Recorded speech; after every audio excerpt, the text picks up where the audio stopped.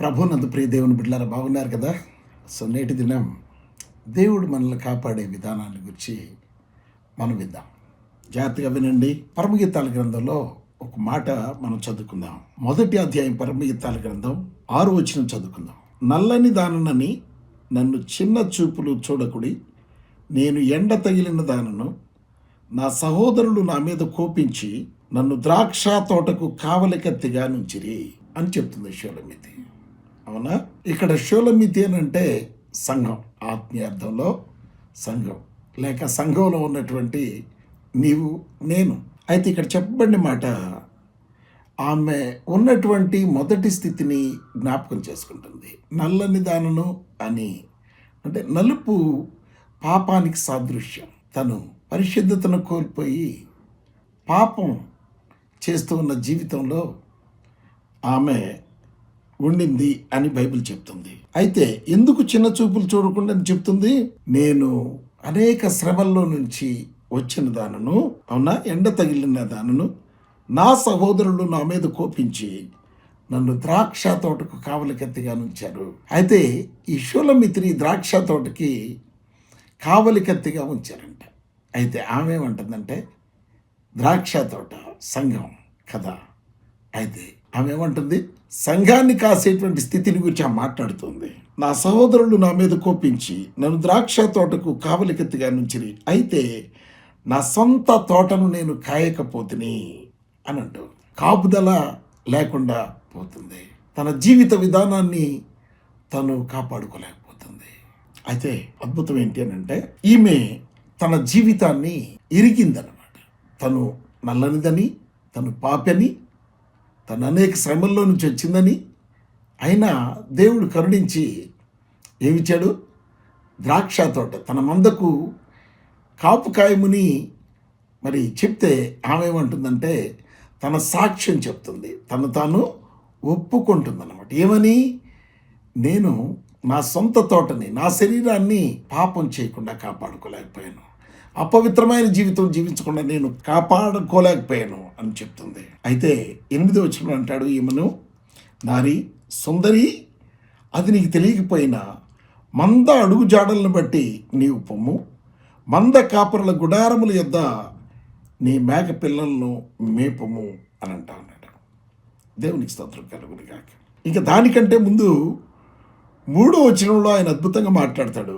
పరిశుద్ధుడైన దేవుడు, నీవు పూసుకొని పరిమళ తైలము సువాసన గలది, నీ పేరు పోయబడిన పరిమళ తైలముతో సమానము, కన్యకులు నిన్ను ప్రేమించుదురు అని అంటాడు.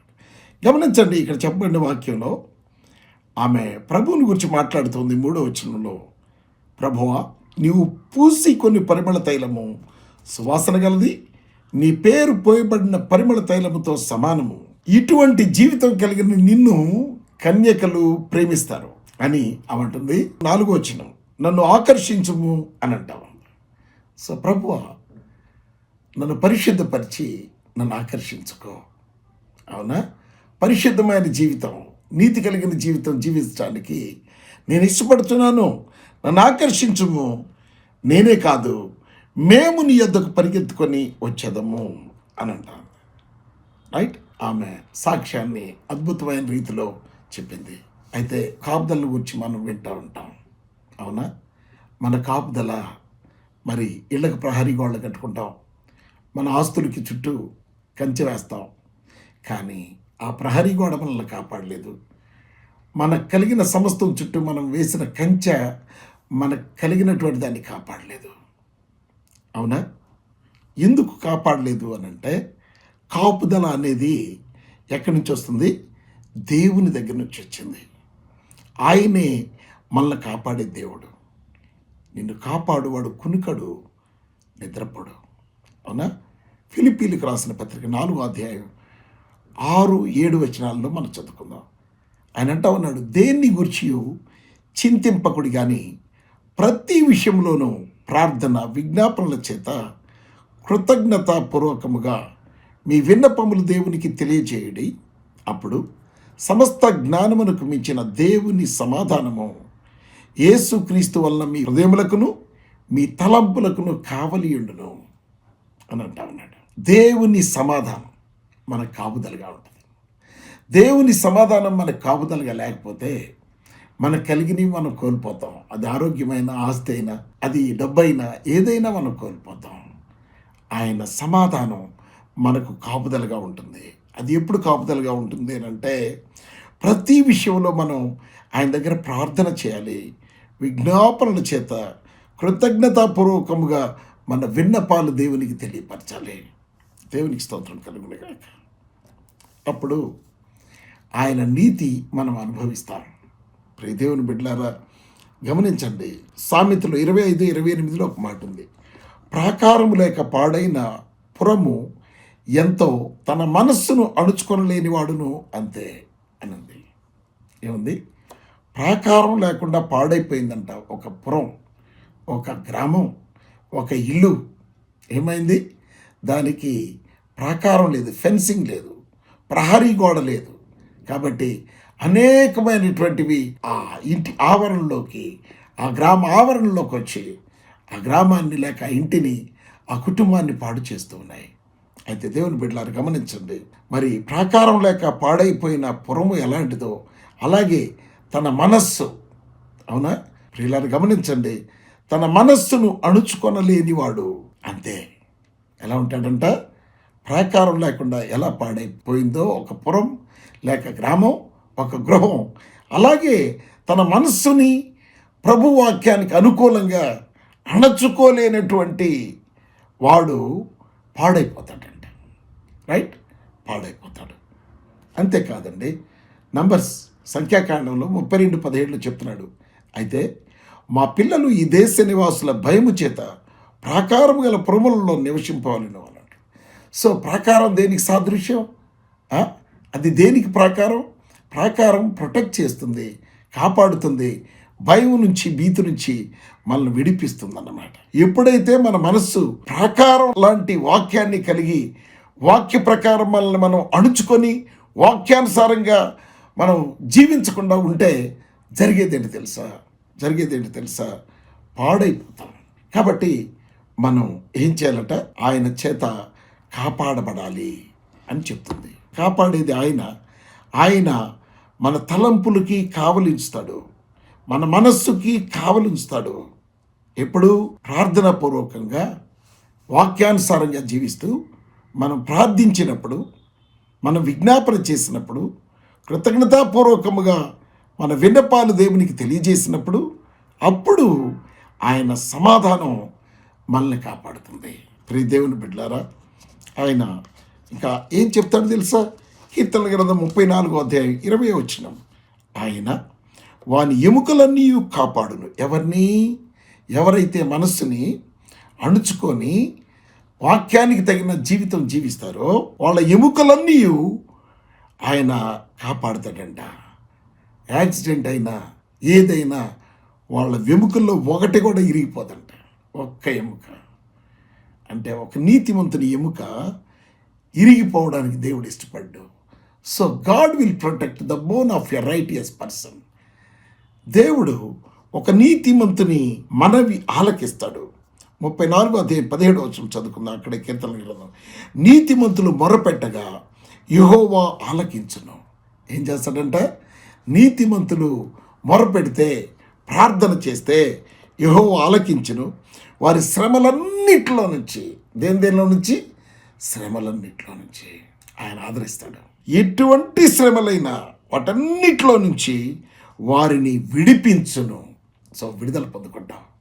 లేదు, నీ మనస్సుని వాక్యానుసారంగా అణుచుకోలేక పాపపు కోరికలతో విర్రవీగిపోయి పాపం చేస్తూ ఇటు దేవుడు కావాలని అనుకుంటా, ఇటు ప్రార్థనలోను, ఇటు సంఘంలోను, అటు సొసైటీలోను, అటు పాపం చేసే విషయంలోనూ ఏ విషయంలో తగ్గకుండా నువ్వు జీవిస్తూ ఉంటే ఏం జరుగుద్ది అనేది ఆయన మనకు మళ్ళీ చెప్తున్నారు. చూడండి, 34:15 యెహోవా దృష్టి నీతిమంతుల మీదను, ఆయన చెవులు వారి మొరలకును ఒగ్గి ఉన్నవి.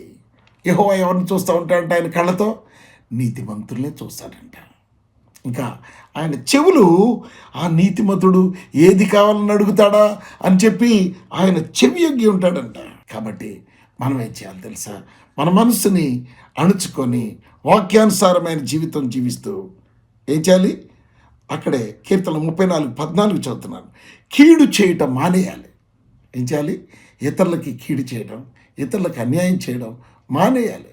కీడు చేయటం మాని మేలు చేయము.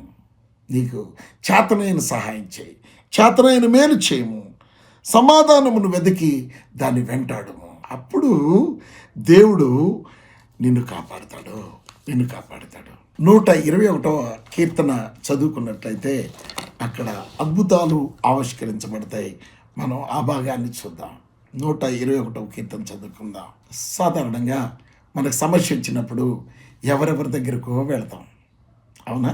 దాని బైబిల్ ఏం చెప్తుందంటే 121వ కీర్తన మొదటి వచనం, కొండల తట్టు నా కన్నులు ఎత్తుచున్నాను, నాకు సహాయం ఎక్కడి నుంచి వచ్చును? అటు ఇటు చూస్తే ఎక్కడి నుంచి రాదు. వాళ్ళ వైపు వీళ్ళ వైపు చూస్తే ఎవరి దగ్గర మనకు సహాయం అందదు. అందరు కూడా డబ్బు దగ్గరికి వచ్చేపాటికి మేము ఉన్నాం కదా, మేము చేస్తాం కదా అని అంటారు. డబ్బు దగ్గరికి వచ్చేపాటికి మొఖం చాటేసుకుంటారు. ఎందుకని? డబ్బు ఇస్తే వాళ్ళు ఉన్న కండిషన్లో తిరిగి ఆ డబ్బు మనకి ఇవ్వలేరని చెప్పి మొఖం చాటేస్తారు. ఎవరు తప్పించుకొని తిరుగుతూ ఉంటారు. కొండల తట్టు మనం చూడటం కాదు, కానీ అది ఎక్కడి నుంచి వస్తుందో, ఎవరిస్తారో, ఎలా ఇస్తారో ఆయన దగ్గరికి వస్తే అది జరుగుతుంది. అది ఎలా జరుగుతుంది అంటే 2వ వచనంలో రాశాడు చూడండి, యెహోవా వల్లనే నాకు సహాయము కలుగును. ఎవరంటే సహాయం చేసేది? ఆయనే సహాయం చేస్తాడు. ఆయన నీ సహాయకుడు. యెహోవా వల్లనే నాకు సహాయం కలుగును. ఆయన భూమి ఆకాశమును సృజించినవాడు. ఇంత పెద్ద పని చేసిన దేవుడు భూమిని, ఆకాశాన్ని, కొండలను, కోనలను, లోయలను, అరణ్యాలను, అడవులను, ఇంకా సముద్రాలను, చేపలను, పక్షులను, పశువులను, ఇంత జీవరాశుల్ని, ఇంత అద్భుతమైన సృష్టిని సృష్టించిన దేవుడే ఏమంటా ఉన్నాడు తెలుసా? నా వల్లనే నీకు సహాయం కలుగుతుంది. ఇంత చేశాను కదా, నీకు సహాయం చేయడం గొప్ప లెక్క? అదేమన్నా గొప్ప పనే? కానీ నీ మనస్సు అణుచుకొని నువ్వు నీతిలో జీవించాలి, నువ్వు పరిశుద్ధతలో జీవించాలి, మేలు చేయాలి, నీకు తగిన మేలు చేయాలి. ఇతరులే నీకు మేలు చేయాలనుకుంటా కానీ నువ్వు ఇతరులకు మేలు చేయలేకపోతున్నావు. దేవుని బిడ్డలారు గమనించండి. యెహోవా వల్లనే నాకు సహాయం కలుగును. ఆయన భూమి ఆకాశమును సృజించినవాడు. ఆయన స్టేటస్ ఏంటి తెలుసా? నీకు సహాయం చేసేటువంటి దేవుడు మామూలు వ్యక్తి కాదు. భూమిని, ఆకాశమును, దానిలో ఉన్న సంపదను, దానిలో ఉన్న పర్వతాలను, బంగారాన్ని, వెండిని, ఇవన్నీ నావే అని అంటాడు. భూమి దాని పరిపూర్ణత నాది, లోకము దాని నివాసులు నావే, ఆ కొండ మీద గొర్రెలు నావే, ఆ పశుపక్షాదులన్నీ నావే. మరి సహాయం నేనే చేస్తాను కదా. నావైనప్పుడు, నువ్వు సహాయం అడిగినప్పుడు నా వాటిలో నుంచి కొన్ని తీసి నీకు ఇస్తాను. ఎందుకనంటే నీవు నన్ను ప్రేమించి నీ మనస్సుని అదుపు చేసుకొని, అణుచుకొని ఏం చేశావు? నాకు ప్రార్థన చేశావు. పరిశుద్ధునిగా జీవించడానికి నీ మనస్సును అదుపులోకి తీసుకున్నావు. నీ హృదయంలో ఉన్న అపవిత్రత అంతా కడిగేసుకొని, పరిశుద్ధపరచుకొని, నన్ను నమ్మి నా రక్తంలో కడగబడి నీ పాపాలు బాప్తిసం పొంది రక్షించబడి శిలువలో నేను చేసినటువంటి ఆ త్యాగాన్ని నువ్వు వినియోగించుకొని నీతిమంతునిగా మారిపోయావు. కాబట్టి నేను నీకు సహాయం చేస్తాను. అవునా? ఇన్ని చేసినటువంటి దేవుణ్ణి నేను నీకు సహాయం చేస్తాను. 3వ వచనం, ఆయన నీ పాదము తొట్టిల్లనీయడు. నీ పాదము తొట్టిల్లనీయడు అంటే దావీదు మహారాజు అంటాడు, నా పాదము జారుటకు కొద్దిగానే తేడా ఉంది, ఎడమ ఉంది అని. కన్ను మూసి కన్ను తెరిసే లోపు సాతాను నిన్ను పాపంలోకి ఈడ్చుకుని వెళ్ళిపోవచ్చు. అవునా? నీతో పాపం చేయించవచ్చు. నీ మనస్సును అది ప్రేరేపించి నువ్వు అణుచుకోలేని కోరికలు నీకు పెట్టి అది ఏం చేస్తుంది? ఒకానొక రోజు దావీదుని అణుచుకోలేని కోరిక పెట్టి మరి ఆ ఉరియా భార్య అయినటువంటి బేత్షెబాను తన అంతఃపురానికి పిలిపించుకొని ఆమెతో పాపం చేశాడు. తద్వారా నష్టపోయాడు, తద్వారా బాధ అనుభవించాడు. దేవునికి వ్యతిరేకంగా పాపం చేసి దేవునికి ముఖం చూయించలేకపోయాడు. దేవునికి స్తోత్రం కలుగుగాక. ఆయన ప్రభు దగ్గర క్షమాపణ అడిగి ఆయన దేవుని చేత చంపబడకుండా చావు నుంచి తప్పించుకొని రక్షించబడ్డాడు. ఆయన నీతిమంతునిగా అయిపోయి ఆయన రాస్తున్న మాటలు ఇవి చూడండి. ఆయన నీ పాదము తొట్టిల్లనియడు. ఇప్పుడు దాకా తొట్టిల్లిపోయిందా? చూసిన ప్రతిదీ కావాలనుకొని తొట్టిల్లిపోయావా? కనపడిన ప్రతి స్త్రీని మోహించావా? కనపడ్డ ప్రతి పురుషుని కావాలనుకున్నావా? కనపడ్డ ప్రతి వస్తువుని ఇతరులదైనా ఎవరిదైనా కావాలనుకున్నావా? విస్తారమైన పాపం చేసావా? అనేక మార్లు పడిపోయావా? నీతిమంతుడుగా నువ్వు తీర్చబడి ఎన్ని మార్లు పడిపోయినా నువ్వు నేల పడి ఉండవు, నువ్వు లేస్తావు. ఎందుకంటే నిన్ను లేపేది దేవుడే. ఆయన నీ పాదము తొట్టిల్లనివ్వడు. అంటే బైబిల్ చెప్తుంది యవనస్తులు తప్పక తొట్టిల్లుదురు అని. దాని అర్థం యవనస్తులు ఏదో ఒకసారి చెడిపోమని కాదు, యవనస్తులు పాపం చేయమని కాదు. బైబిల్లోనే ఉంది కదా, మేము మరి పాపం చేయొచ్చు, లేదు దొంగతనం చేయొచ్చు, వ్యభిచరించవచ్చు, లేకపోతే అక్రమంగా నడుచుకోవచ్చు అని పాపం చేయడానికి రాయబడలేదు ఆ మాట. యవనస్తులు తప్పక తొట్టిల్లుదురు అని అంటే యవనంలో ఉన్నవారు దేవుని నీతిలో నడకపోవడం వలన తొట్టిల్లుతారు. అవునా? మన ప్రవర్తన అంతటి మీద అడుగుతూ ఉన్నాడు ఆయన. నా అధికారం ఉన్న ఒప్పుకోవాలంటే మనం ఒప్పుకుంటే మనల్ని తొట్టిల్లకుండా కాపాడుతాడు. నీ ప్రవర్తన మీద నువ్వు ఆయనకి అధికారం ఇవ్వకుండా నీకు నువ్వే నీ ప్రవర్తన నడిపించుకుంటూ ఉన్నావు కనుక ఈ వాక్యం నీకు ఫెయిల్ అవుతుంది. అవునా? ఏమంటున్నాడు? తొట్టిల్లనియడు అని అంటే నువ్వు తొట్టిల్లుతున్నావు. ఎందుకని? నీ ప్రవర్తన ఆయనకి ఇవ్వలేదు. నీ ప్రవర్తన మీద ఆయన అధికారానికి నువ్వు ఒప్పుకోలేదు. ఆయన నా కుమారులాగా జీవిస్తున్నావు, కానీ ఆయన అధికారం నీ మీద పనిచేయడంలా. ఎప్పుడైతే ఆయన అధికారం నీ మీద పనిచేస్తుందో అప్పుడు నీ ప్రవర్తన తొట్టిల్లదు. అప్పుడు నువ్వు పాపం చేయలేవు, పాపం చేయజాలవు. యోసేపు అవకాశం వచ్చిన ఒక మంత్రి భార్యకు సమీపస్తుడై ఆ మంత్రిని ఏమైనా చేసి సొంతం చేసేసుకోగలిగినటువంటి ఆ పరిస్థితిని తను ఇష్టపడలేదు, అసహ్యించుకున్నాడు. పాపం నుంచి దూరంగా పారిపోయాడు. జారత్వమునకు దూరముగా పారిపోవటమే దేవుని చిత్తమని బైబిల్ చెప్తుంది. అయితే తొట్టిల్లకుండా నిన్ను కాపాడతాడు. యోసేపును తొట్టిల్లకుండా కాపాడిన దేవుడు నీ ప్రవర్తన అంతటి మీద నువ్వు ఆయన అధికారానికి ఒప్పుకుంటే నిన్ను కూడా తొట్టిల్లకుండా ఆయన కాపాడతాడు అని అంటూ ఉన్నాడు. ఆయన నీ పాదమును తొట్టిల్లనియడు, నిన్ను కాపాడువాడు కునుకడు. కునుకడు అంటే ఎట్లా అన్నాడు? ఆయన కునుకడు. ఇంకేం చేయడంట? ఆయన నిన్ను కాపాడే పనిలోనే ఉంటాడు. He will always be in the job of your protection.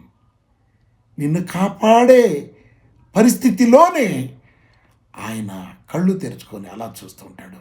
దుష్టుడు నిన్ను ముట్టకుండా ఆయన నిన్ను కాపాడుతూ ఉంటాడు. దేని చేత యవనస్తులు తమ నడతను శుద్ధి చేసుకోగలరు? నీ వాక్యం చేతనే కదా. సో పరిశుద్ధాత్ముడు దేవుని వాక్యంతో నిన్ను నడిపిస్తూ ఉంటాడు. నిన్ను దేవుని కుమారుడిగా కుమార్తెగా నడిపిస్తూ ఉంటాడు.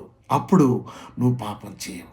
యవనస్తులు తప్పక తొట్టిల్లుదురు అన్న వాక్యం నీకు కాదు, ఎవరికి అదేనంటే వారి జీవితం మీద, వారి ప్రవర్తన మీద దేవుని అధికారానికి ఒప్పుకోని వాళ్ళకి, అది దేవుని అధికారానికి ఇష్టపడని వాళ్ళకి ఆ మాటలు వ్రాయబడి ఉన్నవి. ఆయన నీ పాదము తొట్టిల్లనియడు, నిన్ను కాపాడువాడు కునుకడు. ఆయన కునికి నిద్రపడు. ఎందుకంటే నువ్వు ఆయనకి సమర్పించుకుంటే నీ జీవితాన్ని కాపాడే బాధ్యత ఆయనది. He is your protector. ఆయన నీ చుట్టూ కంచి వేసుకుంటాడు, కాపుదలగా నిన్ను కాస్తూ ఉంటాడు. ఎలా? ఏబు చుట్టూ ఏమేశాడంట? సాతాను ఏం చెప్తుంది ఏబుని గురించి? ఇదిగో ఊరకనే ఆయన నీతిమంతుడిగా ఉన్నాడా? ఊరకనే ఆయన పరిశుద్ధుడిగా ఉన్నాడా? ఊరకనే పాపం చేయకుండా ఉన్నాడా? ఆయన చుట్టూ నీ కంచె వేసావు కదా, ఒకసారి కంచె తొలగించు. దేవుడు చూసారా? సో ఎప్పుడైతే నువ్వు నీ ప్రవర్తనని దేవునికి అప్పచెప్తావో, ఆయన అధికారానికి నీ మీద, నీ ప్రవర్తన మీద ఒప్పుకుంటావో, అప్పుడు నీ చుట్టూ దేవుడు తన కంచె వేసి ఆయన కాపు కాస్తూ ఉంటాడు. ఆ కంచె దాటి సాతాను కాదు కదా, వాడి తాత, వాడి అమ్మమ్మ, జేజమ్మలు ఎవరన్నా ఉంటే వాళ్ళు వచ్చి దానిలో ప్రవేశించలేరు. ఏ ఒక్కరు కూడా ఏబుకి కీడు తలపెట్టలేకపోయారు. ఏబుకున్నటువంటి ఆస్తుల్ని ధ్వంసం చేయలేకపోయారు. ఏబుకున్న ఆరోగ్యాన్ని నాశనం చేయలేకపోయారు. ఏ ఒక్కరు కూడా ఏబుకి ఎటువంటి కీడు చేయలేకపోయారు. చూసారా? అయితే ఎప్పుడైతే దేవుడు దాన్ని సవాలుగా తీసుకొని ఏబు తన ప్రవర్తన మీద నా అధికారానికి ఒప్పుకున్నాడు, ఆయన నా మాట మీద జీవిస్తూ ఉన్న వ్యక్తి అని సాతానుతో సవాలుగా నిలబడి నువ్వేం చేసుకుంటావు చేసుకో, ఆ కంచె తీసేస్తున్నాను. దేవుడి కంచె తీసేస్తే ఎలా ఉంటుందో తెలుసా? దేవుడి కంచె లేకపోతే నీ జీవితంలో ఎలా ఉంటావో తెలుసా? నీ ఆస్తులు కోల్పోతావు. అప్పుడు ఈ పాట పాడుకోవాలి. ఆస్తులన్నీ పోయినా అనాథగా మిగిలిన ఆప్తులే విడనాడినా అలా పాట పాడుకోవాల్సి వస్తుంది. లేదు బ్రతుకునావ పగిలినా కడలి పాలైనను అలలు ముంచి వేసిన ఆరోగ్యం క్షీణించిన నువ్వు ఆయన కాపుదల్లో ఉంటే నీకెందుకు ఆరోగ్యం క్షీణిస్తుంది? ఎందుకు అలలు నిన్ను ముంచి వేస్తాయి? ఎందుకు నీకు వ్యాధి వస్తుంది? ఎందుకు నీకు దరిద్రం వస్తుంది? నువ్వు కాపుదల్లో లేవు. ఎప్పుడు వస్తుంది అని అంటే, దేవుడు నిన్ను నమ్మి భూమి మీద నీలాంటి వాడు లేడు అని ఆయన ఒక టార్గెట్ పెట్టుకుంటే ఆ టెస్ట్లో కంచె తీసి చూసుకో, చెక్ చేసుకొని అంటాడు సాతానికి. అప్పుడు నీకు నష్టం రావచ్చు. కానీ యోబుకి ఏం జరిగింది? మరలా 2 అంతల ఆశీర్వాదం దేవుడిచ్చి తను కోల్పోయినవన్నీ 2 రెట్లు ఇచ్చేసాడు తనకి. నువ్వు గెలవాలి. సో ఇలాంటి టెస్ట్ అందరికీ రాదండి, యోబుకి ఒక్కడికి వచ్చింది. నీకు వస్తుంది. నా పిల్లలు చచ్చిపోతాను అనుకుంటావేమో, నా ఆస్తులన్నీ పోతాయి అనుకుంటావేమో. లేదు లేదు, నిన్ను కాపాడువాడు కునుకడు, నిద్రపోడు, విడువడు, ఎడబాయాడు. ఆయన నిన్ను కాపాడుతాడు. ఆయన కాపుదల అంత అద్భుతమైంది. ఆయన కాపుదలలో ఆశీర్వాదం ఉంటుందే కానీ కీడు ఉండదు, నష్టం ఉండదు, కష్టం ఉండదు, భయం ఉండదు, బాధ ఉండదు, దుఃఖం ఉండదు, వేడిపు ఉండదు, కన్నీళ్ళు ఉండవు, వ్యాధి ఉండదు, రోగం ఉండదు. ఆయన ఏమంటే తెలుసా? 3వ వచనం, ఆయన నీ పాదము తొట్టిల్లని ఇవ్వడం. పాపంలో పడ్డానికి నీకు ఛాన్స్ వచ్చిన పాపం చేయలేవు. బైబిల్ ఏం చెప్తుంది తెలుసా? నూతన నిబంధన గ్రంథం, దేవుని బీజము వాక్యము వాళ్ళు నిలిచి ఉంటుంది కనుక వాడు పాపము చేయడు, పాపం చేయజాలడు. ఎందుకని పాపం చేస్తున్నావు? నీ మనసు అణుచుకోలేక. వాక్యం నీలో లేదు. వాక్యానికి అంటే దేవునికి నువ్వు నీ ప్రవర్తన అప్పచెప్పటం లేదు. నీ ప్రవర్తన మీద ఆయన అధికారానికి నువ్వు ఒప్పుకోవడం లేదు. కానీ నువ్వు ఆయన్ని విడిచిపెట్టడం లేదు. నీకు ఆయన కావాలనుకున్నావు, కానీ నీ ప్రవర్తన నువ్వే ప్రవర్తిస్తున్నావు. నీ ప్రవర్తన మీద ఆయన అధికారానికి నువ్వు ఒప్పుకోవడం లేదు. ప్రియ దేవుని బిడ్డలారా గమనించండి. 4వ వచనం చూడండి. ఇశ్రాయేలును కాపాడువాడు కునుకడు. ఏం చేయడంట? అలా కునుకడంట, నిద్ర అస్సలు పోడంట. ఇంతగా కాపాడే దేవుడు ఈ లోకంలో ఎక్కడ దొరుకుతారు చెప్పండి? పోలీసులు కాపాడగలరా? ఇంట్లో కుక్కలు కాపాడగలవా? ఇంటి వాచ్మెన్ కాపాడగలడా? నీకున్న సెక్యూరిటీ కాపాడగలదా? ఎవ్వరు కాపాడలేరండి. దేవుడు నిన్ను కాపాడతాడు. చూడండి, అక్కడ చదువుకుందా, నిద్రపోడు. 5వ వచనం, యెహోవాయే నిన్ను కాపాడువాడు. ఎలా కాపాడతాడు? అక్కడ రాస్తున్నాడు చూడండి, ఎలా కాపాడతాడు. యెహోవాయే నిన్ను కాపాడువాడు. Is only the God can protect you. ఆయన తప్ప నిన్నెవ్వరు కాపాడలేరు. నిన్ను మరణాన్ని నుంచి ఎవరు తప్పించలేరు. నిన్ను యాక్సిడెంట్ నుంచి ఎవరు తప్పించలేరు. నిన్ను బాధ నుంచి ఎవరు తప్పించలేరు. దరిద్రం నుంచి ఎవరు తప్పించలేరు. వ్యాధి నుంచి ఎవరు తప్పించలేరు. క్యాన్సర్, ఎయిడ్స్, బీపీ, షుగర్ నుంచి నిన్ను ఎవరు తప్పించలేరు. నీ అప్పుల భారాన్ని నుంచి ఎవరు తప్పించలేరు. యెహోవాయే నిన్ను కాపాడువాడు. నీ కుడి ప్రక్కన యెహోవా నీకు నీడగా ఉంటాడు. ఎలా ఉంటాడంట? How wonderful God he's. Yesu ప్రభుని నమ్మి బాప్తిసం పొందినటువంటి మనుషులు ఎంత ధన్యులు, ఎంత ధన్యులు, ఎంత అద్భుతమైన కాపుదల్లో జీవిస్తూ ఉన్నారు. ప్రియ దేవుని బిడ్డలారా గమనించండి, యెహోవాయే నిన్ను కాపాడువాడు. ఇంకా వేరే వాడు నిన్ను కాపాడలేరు. ఆయన అంటాడు ఇంకో చోట, మరణింప చేసేది నేనే, జీవింప చేసేది నేనే, గాయం చేసేది నేనే, దాన్ని కట్టేది కూడా నేనే, రోగం పెట్టేది నేనే, దాన్ని స్వస్థపరిచేది కూడా నేనే. మనస్సును అడుచుకొని నీ ప్రవర్తన అంతటి మీద ఆయన అధికారాన్ని ఒప్పుకొని వాక్యానుసారంగా జీవించటం పరిశుద్ధంగా నీతిగా జీవించడం నువ్వు మొదలు పెడితే నీకు ఇవన్నీ జరుగుతాయి. ఏం జరుగుతాయి? యెహోవాయే నిన్ను కాపాడువాడు, ఆయన నీ కుడి ప్రక్కను నీడగా ఉంటాడంట. He'll be always shadow on your right side. నీ కుడి ప్రక్కన నీడగా ఉంటాడు. అంటే నీడ ఏం చేస్తుంది? మనం వెళ్తూ ఉంటే మన నీడ ఏం చేస్తుంది? మన వెంటే వస్తూ ఉంటుంది. అవునా? ఆయన ఎలా వస్తాడంట? మన ప్రక్కనే కుడి ప్రక్కన నీడలాగా వస్తూ ఉంటాడంట. అవునా? ఎందుకని? గాఢాంధకార లోయలో నేను సంచరించను, దేనికి భయపడను. నీ దుడ్డు కర్రయ్యు నీ దండమును నన్ను ఆదరించును. ఆయన నీడవల్లి ఉండి తన దుడ్డు కర్ర తన దండంతో నిన్ను ఫాలో అవుతూ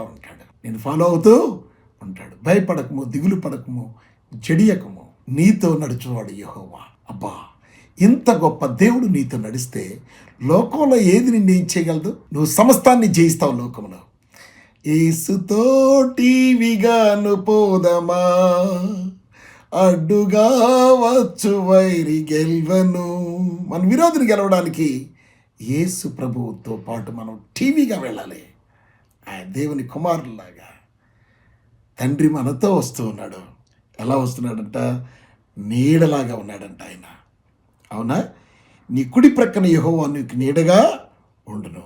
ఉండి ఏం చేస్తాడు? 121 అధ్యాయం 6వ వచనం, పగలు ఎండ దెబ్బ అయినను నీకు తగులదు. ఎందుకని?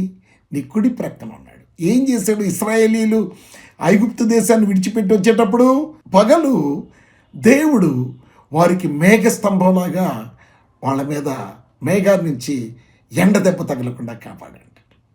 రాత్రి వెన్నెల దెబ్బ కూడా. సాధారణంగా ఎండాకాలంలో అందరూ మరి మంచాలు బయట వేసుకొని ఊర్లో ఆరు బయట వెన్నెల్లో పడుకుంటారు. కానీ వెన్నెల వల్ల కూడా దెబ్బ తగులుతుందని బైబిల్ చెప్తుంది. వెన్నెల వల్ల కూడా అనారోగ్యం వస్తుందని బైబిల్ చెప్తుంది. కాబట్టి ఆ వెన్నెల దెబ్బ కూడా తగలకుండా నీ ప్రక్క నుండి ఆయన నిన్ను కాపాడుతాడట. ఎంత అద్భుతమైన దేవుడు! పగలు ఎండ దెబ్బ తగలనివ్వడు, రాత్రి వెన్నెల దెబ్బ అయిన నీకు తగులదు అన్నాడు. మరి ఎలా? ఇంకేం చెప్తున్నాడు?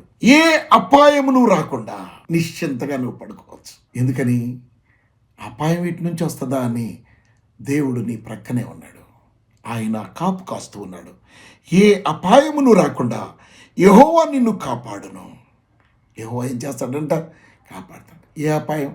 దొంగల వల్ల అపాయం రాకుండా, హంతకుల వల్ల, మర్డర్స్ వల్ల అపాయం రాకుండా, రేపిస్టుల వల్ల, పాపిస్టుల వల్ల నీకు అపాయం రాకుండా, నీ పొలం కబ్జా కాకుండా, నీ ఆస్తులు ఇతరులు కబ్జా చేసుకోకుండా ఏం చేస్తాడంట? ఆయన ఏబు చుట్టూ వేసిన కంచె వేసి నీ ఆస్తులను కాపాడతాడు, నీ పశువులను కాపాడతాడు, నీ ఉద్యోగాన్ని కాపాడతాడు, నీ పిల్లల్ని కాపాడతాడు, నీకు కలిగిన సమస్తం చుట్టూ ఆయన కంచె వేసి కాపాడతాడు. అంతేకాదు, ఆయన నీ ప్రాణమును కాపాడును అని అన్నాడు. ఏం కాపాడతాడంటే ఇంకా నీ ప్రాణాన్ని కూడా కాపాడతాడంట. అంటే నేను చావనివ్వడు. యాక్సిడెంట్ అయిందా? యాక్సిడెంట్లో నీకు చావు రాదు. నీ ఎముక కూడా ఇరక్కుండా చేస్తాడు యాక్సిడెంట్లో. అనారోగ్యంలో నువ్వు చనిపోకుండా అనారోగ్యాన్ని తీసేస్తాడు. ఐగుప్తీయులకు వచ్చిన రోగాల్లో ఏది మీకు రానివనని అన్నాడు. అవునా? నిన్ను స్వస్థపరిచే యెహోవాను నేనే అని అన్నాడు. ఆయనే స్వస్థపరుస్తాడు. అంతేకాదు, నువ్వు ఎటన్నా బయటికి వెళ్తున్నావా, జాబ్కి వెళ్ళి వస్తున్నావా, లేకపోతే ఏదైనా ఊరు వెళ్తున్నావా, ఏదైనా పని మీద వెళ్తున్నావా, అప్పుడేం చేస్తాడంట? ఇది మొదలుకొని హీర్ ఆఫ్టర్, ఇది మొదలుకొని నిరంతరము నీ రాకపోకల యందు నేను కాపాడతాను. దేవునికి స్తోత్రం కలుగును గాక. ఇటు కాపుదల, ఇటు భద్రత దేవుడు ప్రభువు నమ్మిన మీకును నమ్మబో వారికి మనందరికీ తోడయ్యండి దయచేయునుగాక. Amen. Amen. God bless you.